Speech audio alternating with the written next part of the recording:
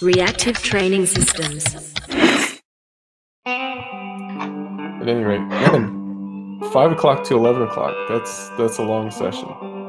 Yeah, it wasn't very pleasant. yeah, but you did well though, right? Yeah. I really enjoyed it. It was really good, really good. So maybe the long session was beneficial for performance. I mean, it's hard to say lifting at 11 p.m. is beneficial for performance, but you know, lots of rest and things like that, right? Yeah, I think it was more like at Worlds and stuff. You find that the comp's just fast in it. Like you finish your last lift, your 20 minutes, and then you're back on. Whereas this one, it was like I just really like settled between all the lifts. But then since my flight was so small, I was on and I was on. Do you know what I mean? It was so fast.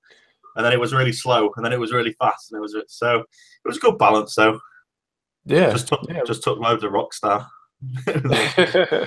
Well, I mean, if you're gonna have a short flight, I suppose it's nice to have a longer period of time between events, you know, Yeah, so you can kind of chill out.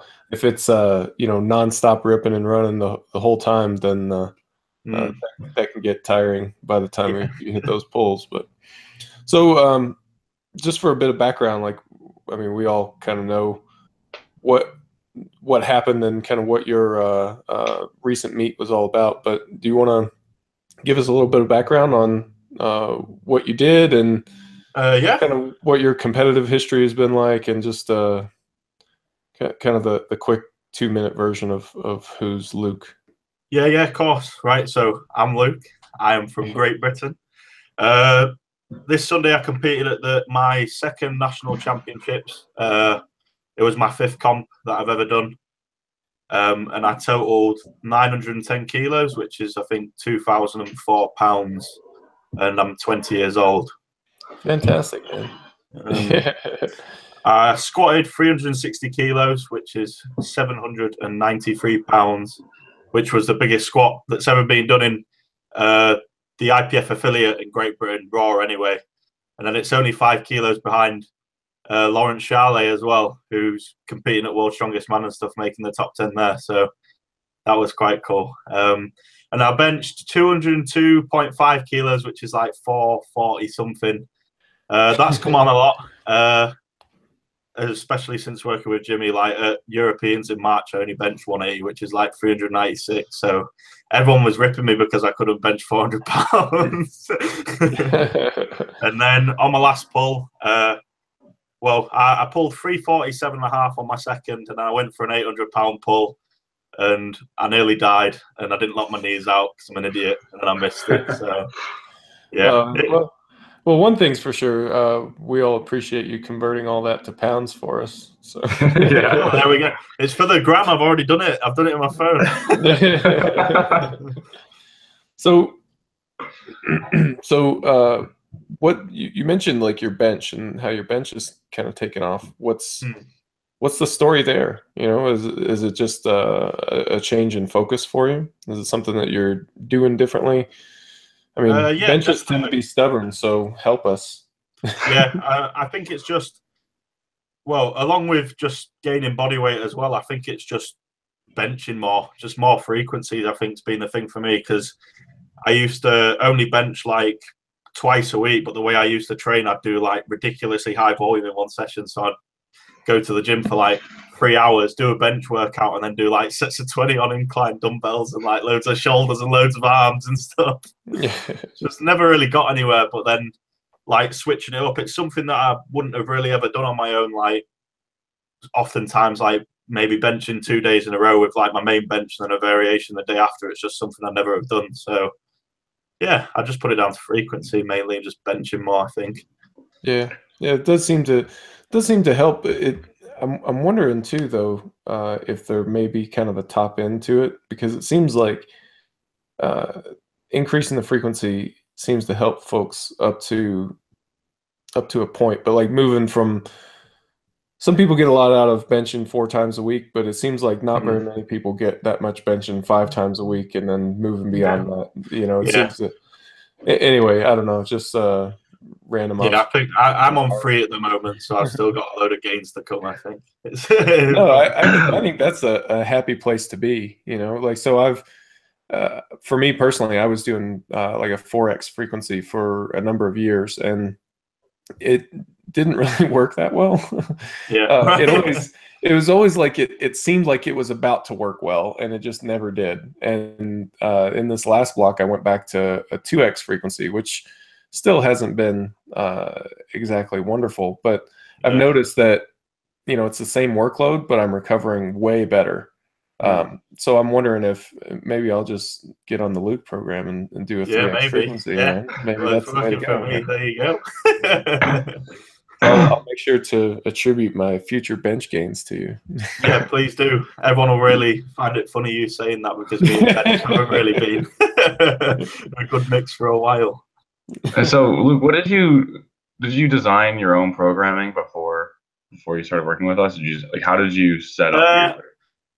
Yeah, basically, I like, when I wasn't doing a comp, I was doing like 4 sets of 12 and then like sets of 20 on all my assistance exercises, just like chasing a pump. And then I'd get like 11 weeks out from a comp, and I just went and found some like random program online. And I ran that into my first ever comp, my first regional comp. I ran it into my first national championship, and I ran it into the Europeans as well.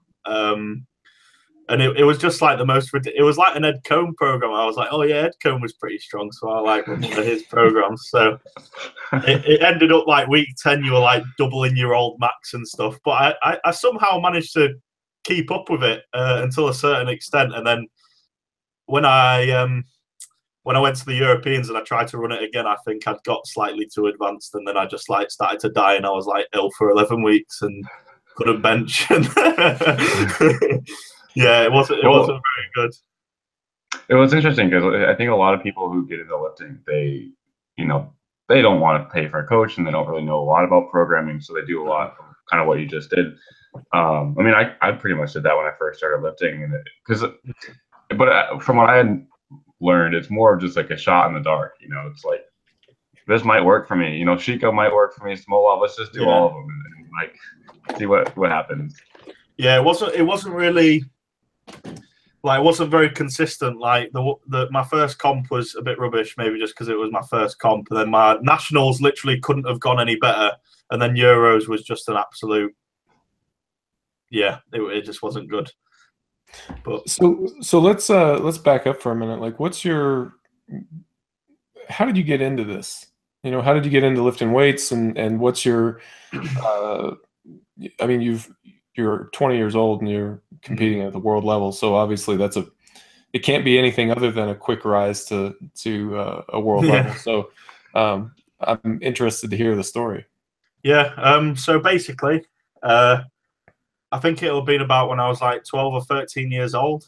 My school sent us on one of these trips to like a climbing wall. And then I just like started messing around with that. I did that until I was about 15, and then I was like national standard at bouldering, it was called, as well. And then that kind of led me into the gym, because I needed to get stronger to be better at that. So yeah, I was just training at my school's gym. It had like a Smith machine and stuff, and that was all I ever lifted on. I didn't like squat or anything. I just benched, which is ironic now. But yeah, my first, that was where, and then my first membership was at a gym just in my local town in like an old car garage when I was like 16 or 17. And then I started watching like Elliot Hulse, and I was like, yeah, 5 by 5. And I took that as far as I could take it. And then, I just got into it really quickly, and I just kind of, the way I've always been, even from a young age, like, I have one focus, and then like I put absolutely everything into that. So I suppose that's me just now with powerlifting. Like, I just become absolutely obsessed with one thing, and I kind of get a bit of tunnel vision, and that's it. And then it's just the journey now. That's it. Yeah. That's all I do. Well, so bouldering, that's interesting. Yeah. I mean, so a question comes to mind, like, seeing as you're in the 120 plus category now, how big of a kid were you when you were doing bouldering? I wasn't necessarily big. I've always been tall. I don't know. I was pretty big. I was always bigger than all the kids at like my school and stuff. But I wasn't like you wouldn't be like, oh, he's really gifted for said thing like powerlifting or something like that. But yeah, I've always had like big forearms and stuff. I get it off my mum. Big joints. So how old were you when all that was taking place? What, the climbing? Yeah. About 14. I was doing that like 6 times a week. Really? That's yeah, just all night, every night. I'd go for like 4 or 5 hours just 6 times a week. I was just completely obsessed with it. Yeah. Wow, that's really, really cool to hear. You don't usually hear people say that they started powerlifting because they were climbing on walls, you know. Like mum and dad would drop me off after school, and I'd just stay there until it's shut, just doing whatever, you know. Yeah, I can relate to the obsessiveness a little bit. When I was in high school, I was obsessed, but I was obsessed with lifting weights, and the gym in my school was only open 3 days a week, Monday, Wednesday, Friday, and I wanted to lift 5 days a week because I wanted to, and so I kept an Allen wrench in my pocket, and I would pick the lock on the weight room door. And I would break in. There we go. Yeah, I'd be like in there, like trying to lift weights quietly, so no one would hear it. I mean, I did get caught like a number of times, and I'm thankful, for the teachers that caught me. Like, never made a big deal out of it. They would run me off, of course, but like I didn't like get in real trouble. If my man's trying to make some gains, that's all. Yeah. Yeah, man. No, that's interesting. The obsessive behavior is transferable to some degree, Yeah, no, definitely. Yeah. Well, I think it's really important. It's an important characteristic, kind of, right? Like, I don't know any. I wonder if there's any like professional, like football player or basketball player who isn't like obsessed with it. I kind of always talk about it's okay to be average, it's okay not to be perfect and all that, but like I wonder if there's any people who are like really mellow, the whole time as they get into the NFL or as they get as a professional powerlifter, or professional powerlifter, as they get as a high level competitor, how many people are really like even keel? It's an interesting question. I don't have the answer to, but yeah, it was like a strange obsession though, because it was like I'd do something until I was like the best at it, and then I'd just pick something else. Like I climbed and I climbed. No, I won't be going anywhere. Got a lot more to do. It's funny. That reminds me of. It reminds me a bit of my brother. Is similar. I remember when we were kids, we went bowling, and he did quite badly at bowling, and then kind of developed this obsession with it, and he like bowled constantly until he got to something he felt was proficient, and then said, okay, that's enough of that, and probably hasn't bowled since. Yeah, I'm not sure how good I'd be at climbing now. I'd be interested to see. You should post a video of that on the gram. Yeah. Oh, if it gets likes. I think a lot of people would be interested in seeing a 120 plus, world record holding squat lifter start climbing walls. That'd be really interesting to see. Well, I'll have to head down and give the people what they want. Maybe they should introduce weight divisions to climbing as well. See, there you go. There's a way for climbing to grow the sport. Yeah. Any climbers out there listening to this, take your sport growth cues from powerlifting. So I want to chat a little bit more about your training. So we talked a little bit about the bench training and how you're dialing up the frequency a bit more on the bench, but you're kind of known for your squat and your deadlift. So let's talk a little bit more about those as well. Like, what have you found to be effective for those lifts? In terms of my squat and deadlift, I think it's just actually just training them a bit, just training them more often again, but just training them harder, like training a bit heavier generally all the time and stuff. Like the first cycle I did with Jimmy, like I just come off Europe and I came straight back in, and then I was hitting like 5s, 4s, 3s, and stuff, and just really getting like good at lifting under load, which I never was. Like I wasn't ever good at lifting heavy as a power lifter, which is funny. But I just think it's just doing it more, and it's just getting better at them. Like I've always been good at them, but I've never been really good at them. Do you know what I mean? So I think it's just doing it more and doing it heavier, I think, which seems to suit me quite well. Yeah.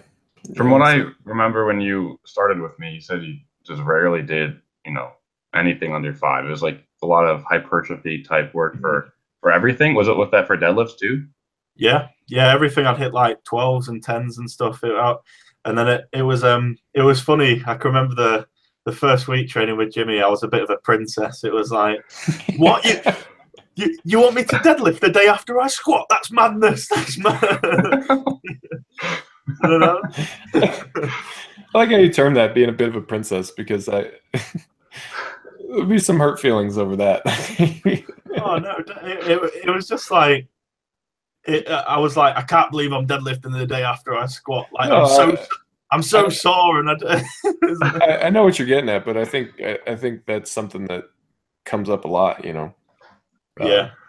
Just anytime you start to do something that violates a preconceived notion of how things ought to be, you get reactions like that, and that's fine. It's an opportunity. Like as a coach, it's an opportunity to explain something, but then as a lifter, I think it's an opportunity to do something different. Something it's a stimulus that you haven't been exposed to, and I think there's some real value in that by itself. But definitely, yeah. Well, I vouch for it now. Do you know what I mean? I think it's great now. I think it's the best thing that's. Do you know what I mean? Please, mate. But then I was cursing him out. I was cursing him out in the middle of the gym. I remember that, man. Like second week, because I was still in school that year, and I think I remember I was at Starbucks, and I got this message, and you're like, Jim, are you sure? Like, are you sure I'm supposed to deadlift today? I'm not feeling quite well. I'm like, well, let's see what happens, like, because in my mind, you said I've never done this before, right? I've never done X. I haven't never trained in the lower intensities. I haven't ever done high frequency.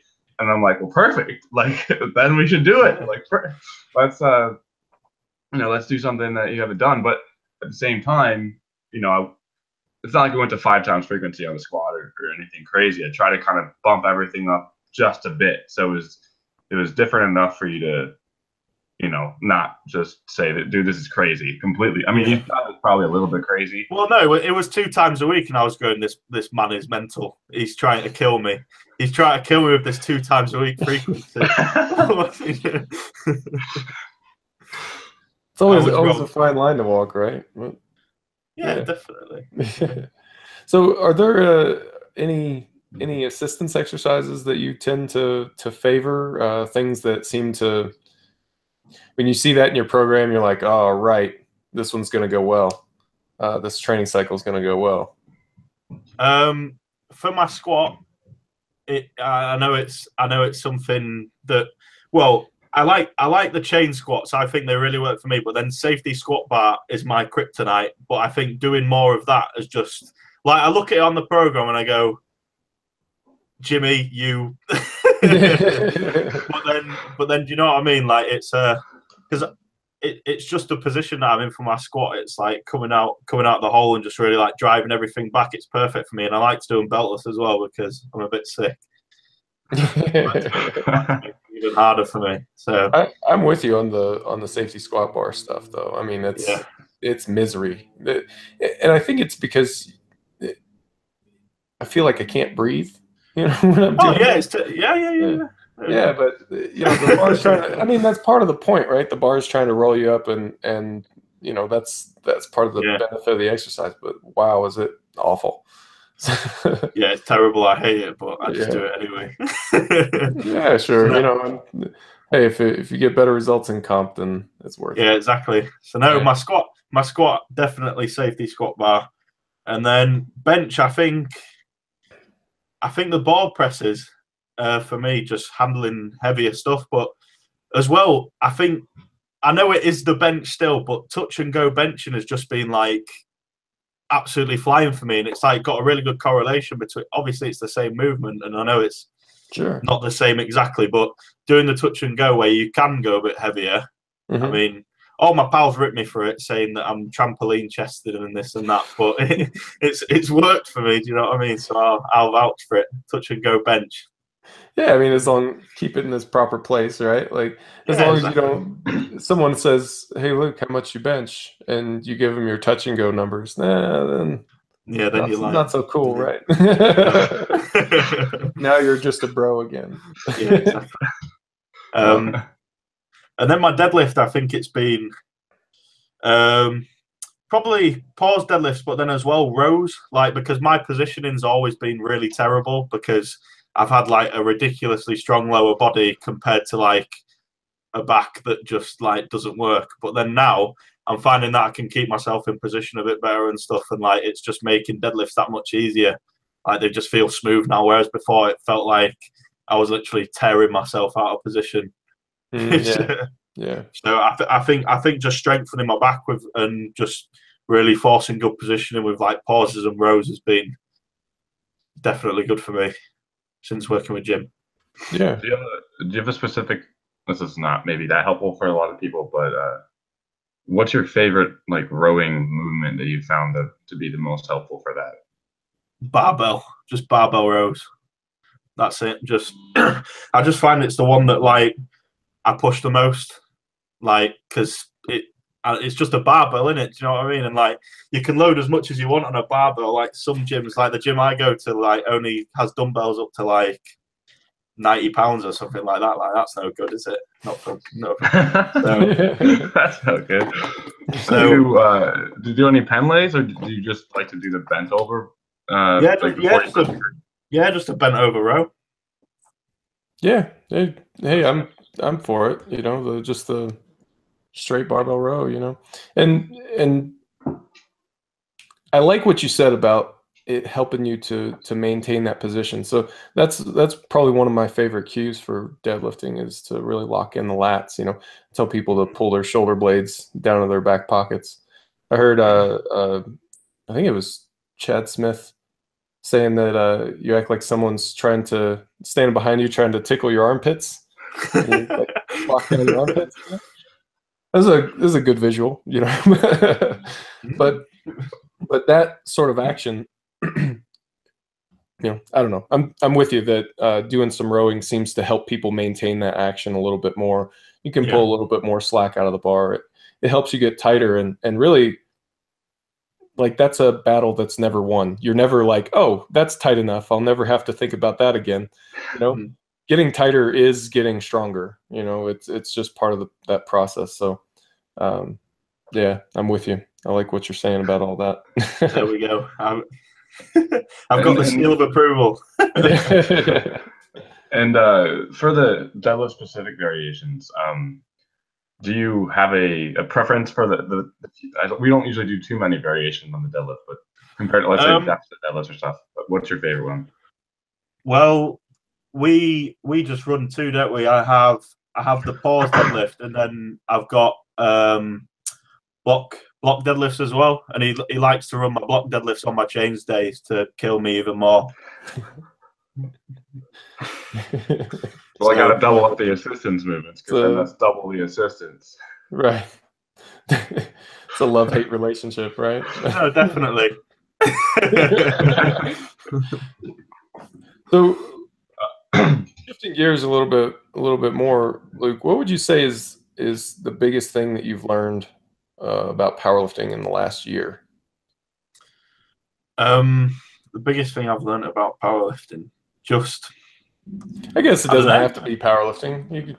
If you want to go more in the life lessons direction, I'd be happy to hear it.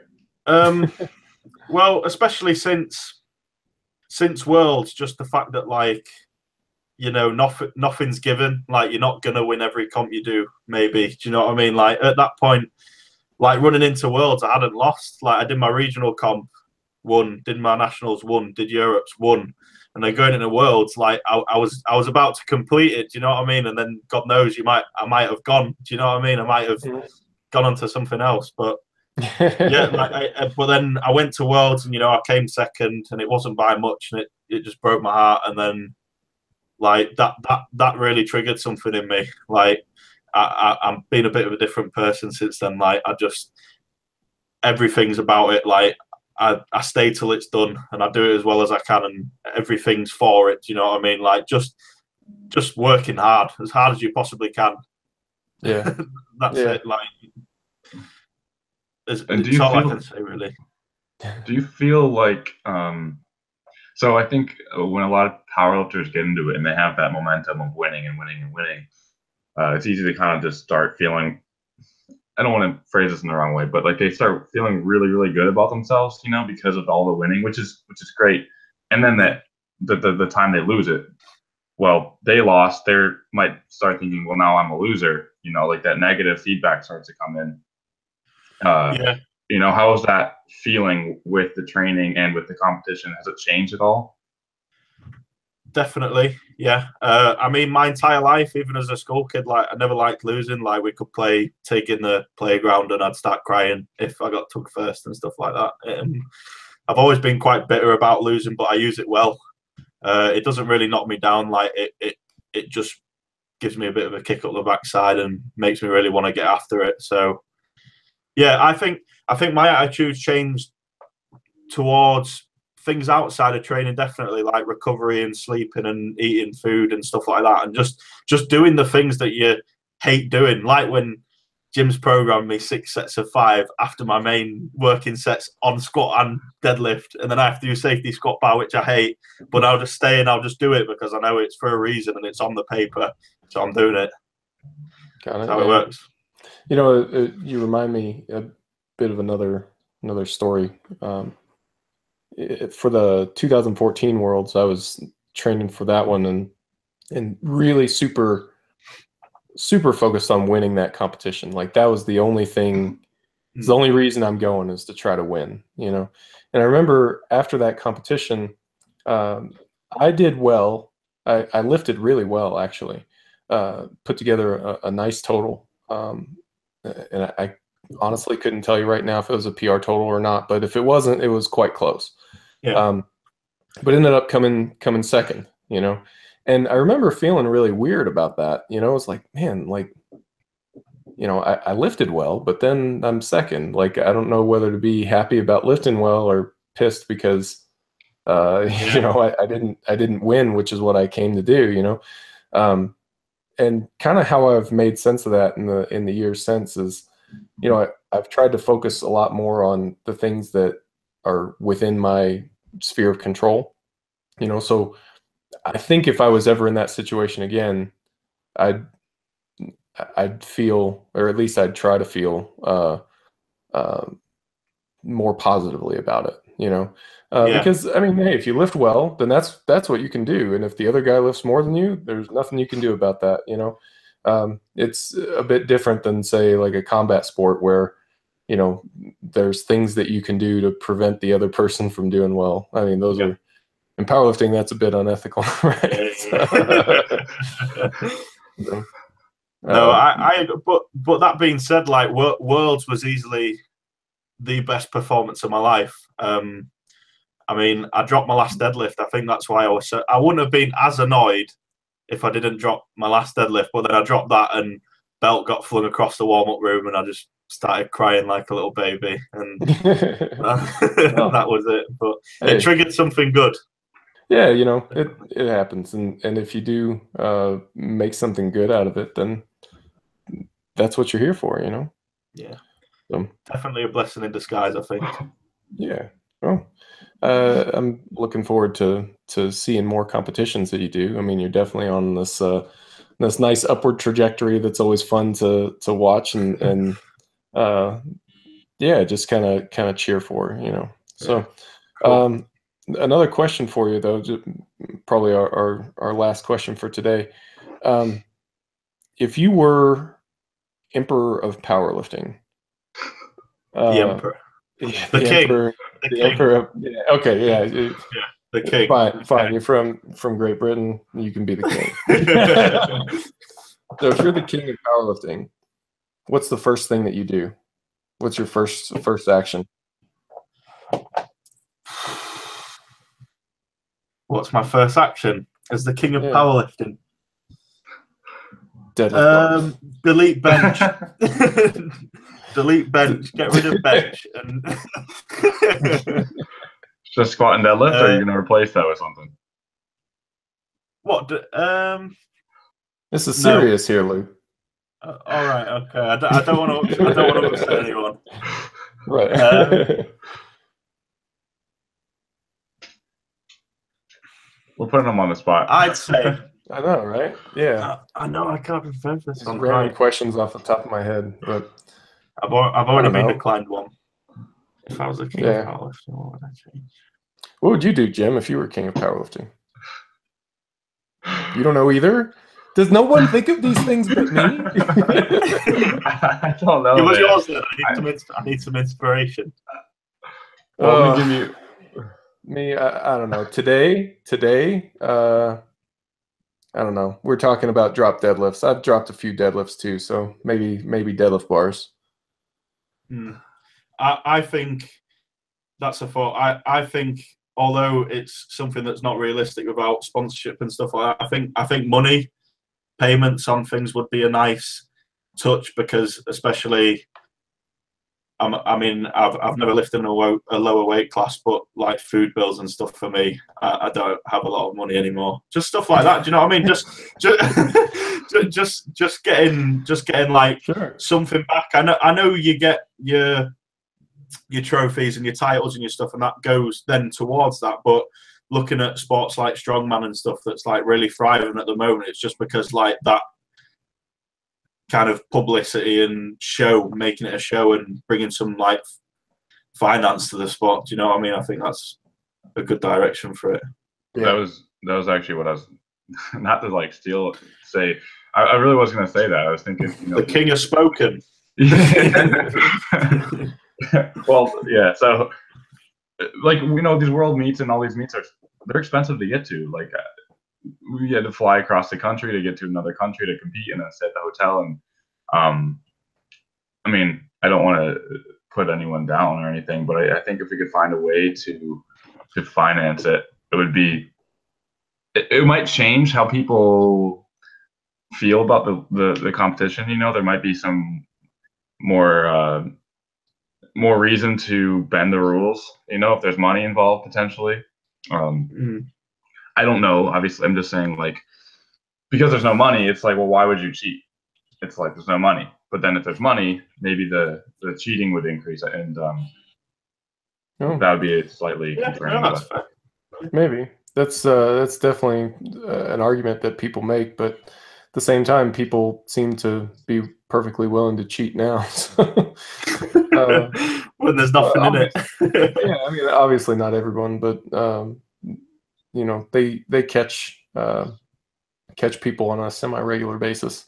So, and I don't know. I mean, there's always conversation around that stuff, right? That some countries do offer stipends to powerlifting athletes, and it's hard to get a realistic picture of what that is, because I've talked to some people about like national team stipends, and it depends on who you talk to. Even people from the same country. We were talking to some people who said, Russian lifters get these enormous stipends, and then you talk to some of the Russian lifters and they're like, no, like it might be the equivalent of like $100 a month or something. So it's hard to get a realistic picture of what's out there, but yeah, I think it's reasonable to expect that some countries are offering stipends. I don't think any like you're not going to get any stipends in the US or in Canada or Great Britain, I don't think, or Australia. No. And probably not in most Scandinavian countries, I don't think, but could be wrong about that one. But yeah, but I agree with you guys. It would be nice. I think we're going to have to look for businesses to step up and start doing that, and I think some have. So hopefully that's a trend that continues, and we can see more. Like I don't know, I like watching powerlifting. Like I like seeing guys show up to worlds and turning in big meets and lifting big weights, and it'd be nice to see more of that. No, I agree. You know? Yeah. So, I think it's only going to attract more people, isn't it? Again, looking at strongman and the evolution of that, just with a bit more financials and stuff going into it.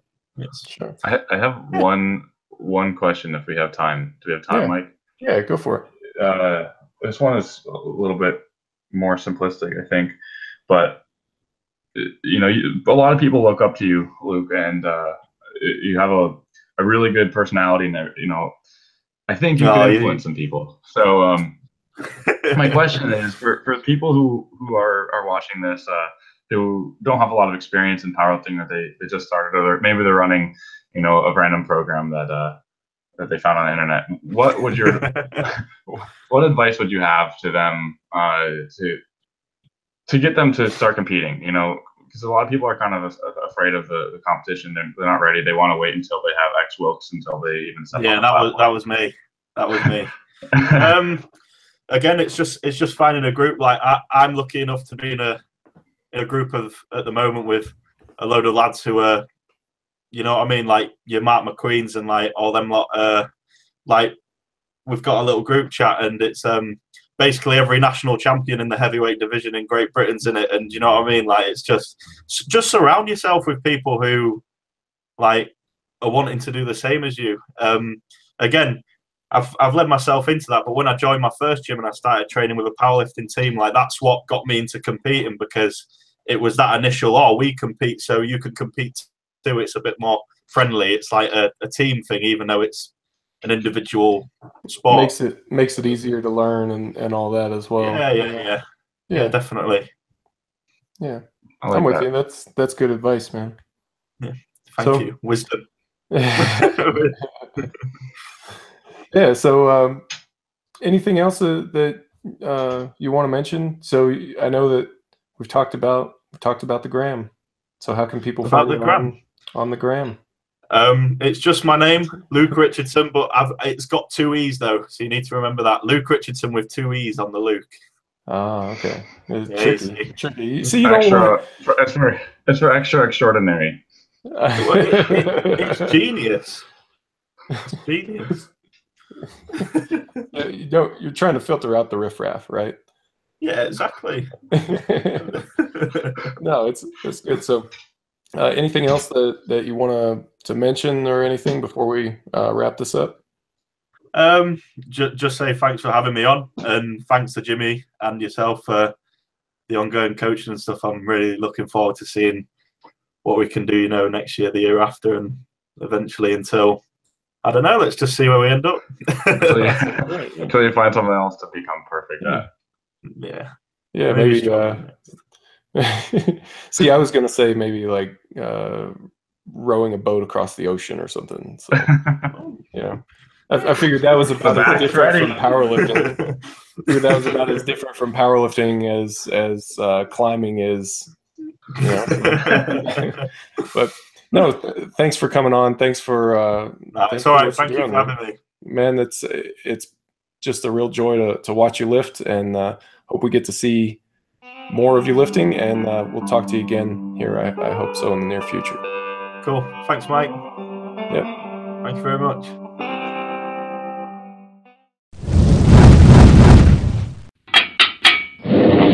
Reactive Training Systems.